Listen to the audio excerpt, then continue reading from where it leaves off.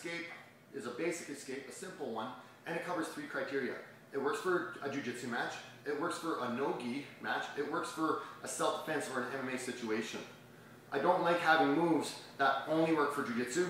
And there are those sport moves that work a little better because you have the gi, you can be a little bit more creative with it. But to change a move for no-gi, it's another thing for me to remember. And then to change it again for strikes, another thing I have to adjust, another thing I have to remember. So I really like when I find a move that works across the board. To me, that's a really big fundamental movement. So this mount escape today, we want to make sure that we can use it in any kind of situation, which works really well for me. So first, when my opponent's going to mount and I recognize that I can't stop his entry to mount, if I can, I'm going to recover my guard. I'll do something else to stop him. But at some point I realize he's going to get the mount. So I want to be able to hit the safety position as soon as I can. It's really important, bear hug, lifting the hips, climb my way up, head in tight, elbows in, and just keeping the hips off the floor. So when Mark comes to side mount, I realize I can't stop it, I bear hug initially.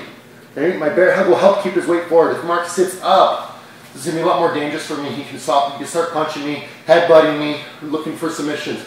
So I bear hug and I lift my hips up. When I lift my hips up, it keeps the weight of his arms on the floor, or it shifts his hips up higher.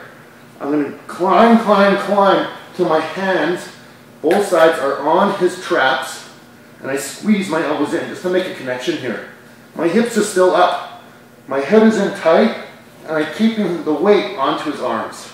This is my safety mount position. Okay, so now that I've established that safety position, I need to be able to make sure that I can escape from there. So when I'm escaping, it's really important that my hips never hit the floor. I don't want to bridge the whole time when Mark's on top of me. I want to keep my hips just halfway up, enough that his weight is now on his hands or his elbows.